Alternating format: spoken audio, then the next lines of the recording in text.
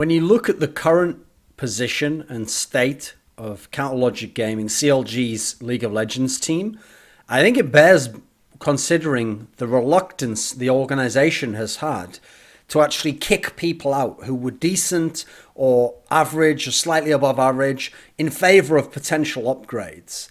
Now, they stuck with Doublelift for a long time, despite the fact his personality issues directly clashed with some other members of the team and impacted any kind of team chemistry that they had going along. They stuck with Link for a long time, despite the fact he repeatedly failed in the playoffs. He's someone who repeatedly failed to bring out that potential in the really big games and had his own attitude in a very different way, more of a passive-aggressive approach, which itself damaged the team unit. They stuck with Hui for quite a while now, when you consider that he has clear issues, especially when you consider that his role traditionally, especially in NA, should be one of the carry roles, and is something that when you get to Worlds is going to be one of the biggest mismatches when you go against top Asian teams. So you look at CLG right now, and they are an above average NALCS team, but they're not a great NALCS team, and they really have no path to becoming a great NALCS team. They're a team that are hindered by the roster of players that they have. You just look at their NALCS record, okay? They have lost to every team in the league except Envious and P1. So not good teams, especially not Envious. Obviously, I mean, admittedly, they had roster issues. Then you consider they have beaten every team in the league except TSM. Now, okay, TSM might be the best team in NALCS, that's fine. But this is actually not a positive sign. This is not something uplifting. That, okay, yeah, we lost to everyone, but you know what? We beat everyone as well. Like, that might seem exciting to fans, the idea that you can beat anyone, pretty much, and you can lose to anyone too. Oh, that means it's going to be so up and down, and if we could just, capture whatever it is about winning. What you're ignoring there is, that's not a great team that has some flaws. They just need to, fill some holes or shore up some weaknesses. That's a team where their average is in the middle, isn't it? It's that they win one, they lose one. That's the kind of team they are. And so when things go fantastically, you can beat someone, but you don't do it with consistency. And that's also the reason you lose. And you can lose to anyone. And that the level of the team goes down. So you consider this. They're a team where we know that their strengths, historically, because of the lineup that they've kept for so long now, is been with teamwork, with having a good game plan and executing it in the game. So the problem is that strength does manifest into the game. And that's why they can play anyone except TSM, admittedly. And I think they could actually beat TSM if they had the right series. But it requires everything in the tank to do it. It takes everything. It takes the game plan going fantastically. It takes the teamwork working amazingly in the team fights and the way they make macro decisions from that early game advantage they'll sometimes get into not throwing it in the 15 to 20 minutes part of the game just by mechanical mistakes, taking a poor fight. If they can do all of that and they get that amazing Smithy smite, yeah, you know what? They do win the game and they can beat pretty much everyone. But it takes everything in the tank. There's no 7 out of 10 level performance game from CLG that they then win the game.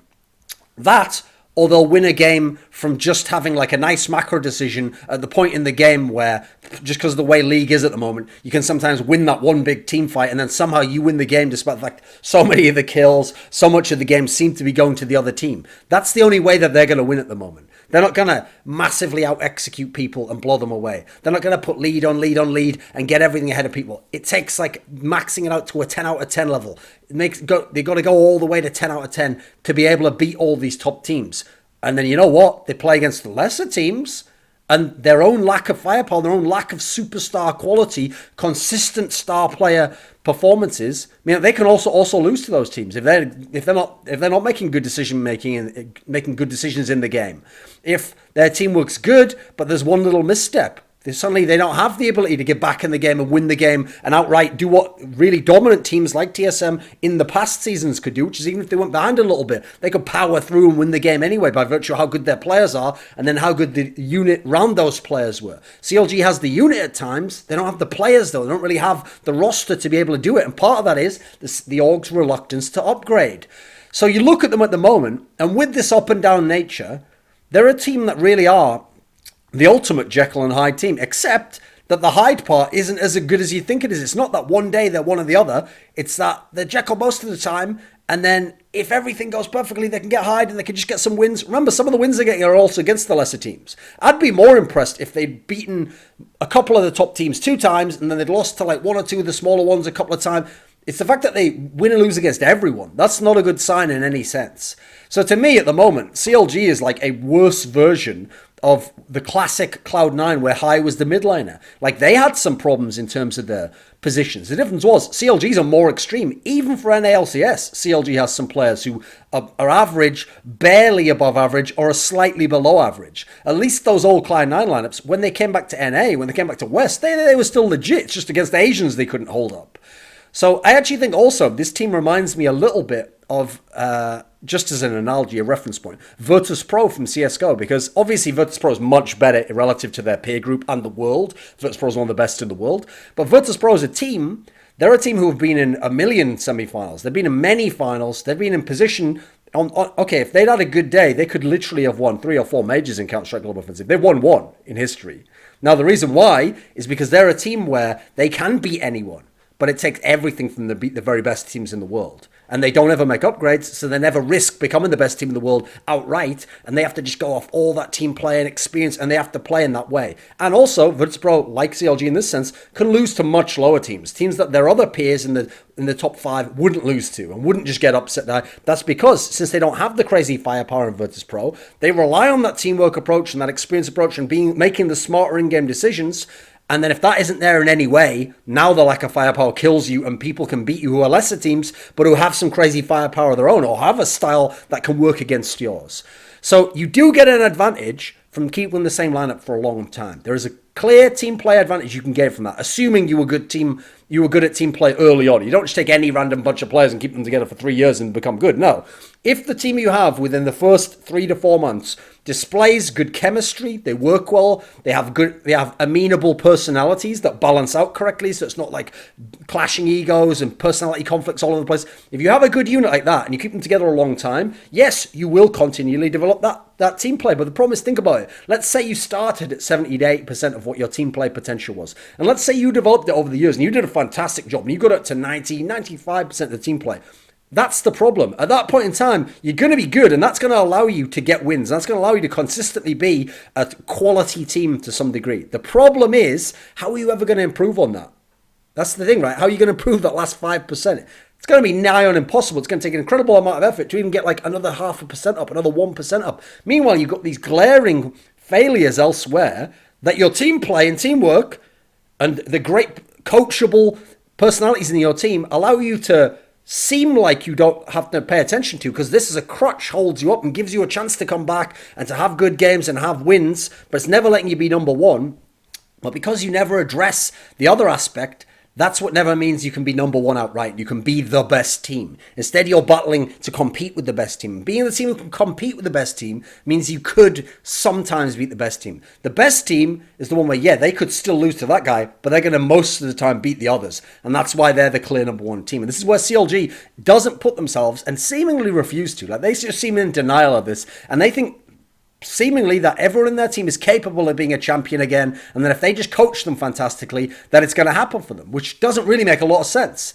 Because when you say the team play aspect can build chemistry that can certainly be above and beyond what a lot of these other teams that are makeshift chemistry, where they've got some players for this season, they might change one 2 seasons from now, this guy works with this one at the moment, but if the meta changes, what will happen? Okay, sure, they're not going to be as good in terms of team play, but if they've got world-class players, or the best players in the region, or they've got a couple of stars who can carry consistently in this meta, then they're going to outperform you overall. You're going to have to you'd have to almost like the equivalent of rolling like 5 sevens in a row would be CLG's approach to trying to have a dominant streak and go far in the NLCS right now. So yeah, you will get an advantage from the chemistry component, but there's also a negative aspect to that. So yeah, it's great to have team first players who have an attitude like, no, it's about the team, it's not about me carrying, it's not about me being the star. That's great, but there's a reason why the championships in nearly every team sport largely center around superstar players. Because when you have the superstar player and then you build amenable personalities and team play components either around him or in some way connected to him, that's what you hitch the wagon to that superstar and you ride it to the championship. This is the problem that CLG has. They've now got to a world where suddenly they've barely got anyone who qualifies as a superstar.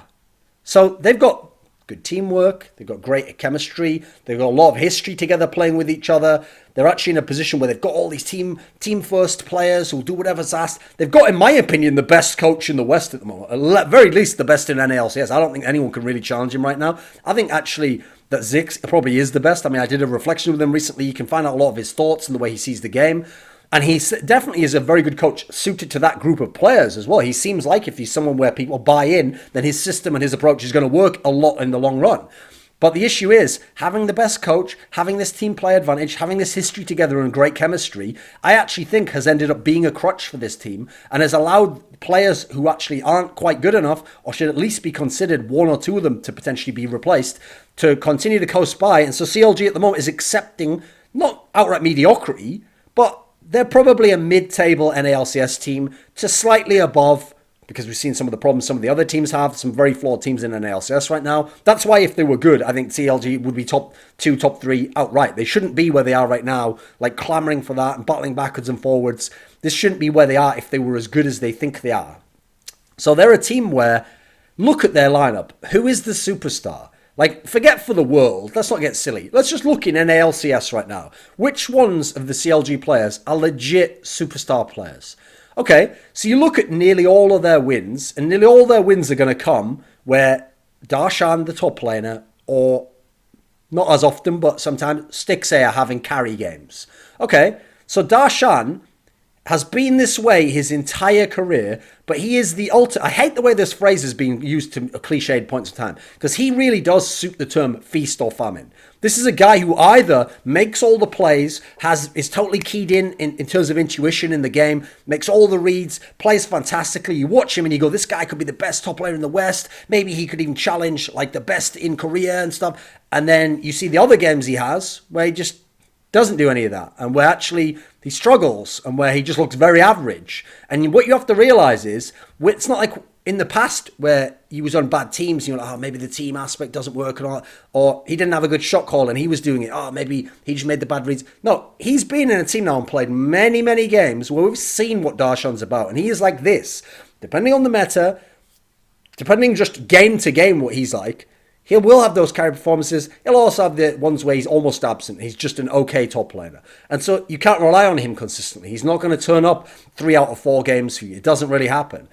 And not only that, when you do make him this tank player that they have to repeatedly do, it's never going to even empower him as much to be the feast player, is it? It's going to, to some degree, limit him a bit more, especially because when he's the tank player, then you got to have another one of these guys step up and be potential carry. So when that happens with Stixay, okay, it can happen. But now you're asking for 2 of these guys to turn up at the same time and with any consistency. That's just unrealistic if you look at CLG for the last 3 splits.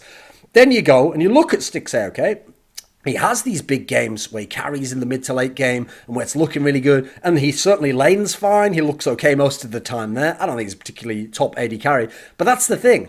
It's like people only ever look at his really big games and they go, right, this is what he is and this is who he is. And why does everyone not rate him highly? Have you looked at all of his games? When you watch this guy play, he is the definition of a average to above average NALCS AD carry. He's never going to be the best AD carry in the league. He's probably never going to be the worst. He's just decent. And in a team where they had Darshan and then a really good mid laner, I'd say that's fine. Just have Stixay be this player. Have him be the off carry, as it were. Have him just play it out. Some games where it's going well, ride him out. Otherwise, just say, do your job. Be consistent. Be like Zephyr was in Najin Shield, where you're just like the consistent player who does the job, doesn't lose lane, gets to the team fight. If it's a team fight comp based around you as a champion that can do a lot of damage, then yeah, you do a lot of damage. Great. Because you look at Stixay, even when he has these big carry games, I think he's a perfect example of a player where you can't go, oh my God, he is in God mode right now. Man alive. He has Hui, whose whole job still with some of these champions is help out, be a utility mid laner, not to be a star carry. So he's playing on a team not like in a TSM where they have the star AD carry mid laner. He's playing with Hui, who almost has worked for his whole career when they've both been in the same team as a distraction, as a guy trying to help out the AD carry so the AD carry can get the auto attacks up. Then you add in, he's got Aframu. Now Aframu, especially in the Stixay era, has done a fantastic job of being a really supportive support player. As in, his whole thing is about saving Stixay, giving Stixay a couple of seconds extra life, getting Stixay out of trouble. That's the whole thing. So then when Stixay's going off, it's like, come on. How much of this is Stixay and how much of it is the system he's in that's allowing him to do this? How much is it the protection that he gets in an NFL context? How much is it someone feeding him the ball, blocking out for him, setting up a pick for him? It's just all about it for this guy. So he's a good player, certainly. He might well be above average, but the idea that he's a superstar or he's even a star player in an ALCS, just this beggars belief, quite frankly, after watching as many games as I have. Then you got to consider, right? So we've gone through the two big names who tend to be a big part of the wins. Now, what's funny is I look at Xmithy, and I actually think Xmithy gets kind of unfair treatment sometimes. Because the problem is, sure, he's had some Rengar games that were dodgy as fuck, but take that out of the equation, and I actually think he's a pretty solid player. I actually think as a jungler, when you consider you don't necessarily, unless you can get some superstar who can somehow speak English well, you don't necessarily want to get an import slot on jungler, quite frankly, because we've seen the issues if they can't communicate. So actually, I think he's one of the most valuable players in the team, in my opinion. Like, I actually think he does a pretty solid job. I think he's really turned his whole career around while he's been in CLG. He's become quite a different jungler. He's not that mechanical like beast who just outplays people and creates ganks all over the planet like he was back in the old Vulcan days. Nowadays, no, he is more like the guy who just he makes good reads and plays around the team, and that's something he certainly creates openings for other people. So I think he's a very good player in the team. Again, though, superstar jungler, he's certainly one of the better junglers in the league. I think I'd much rather have Dardoch, though. I think I'd even go ahead and take Rain over if I had players who can communicate with him. I think there's a bunch of players. I think Svenskeren is pretty decent, can contend there. So the problem with that is you're not getting even massive advantages from Xmithy. He's good, but I think he needs more power lanes before he's going to be able to seem like he can take over the game. He's not really that sort of a player.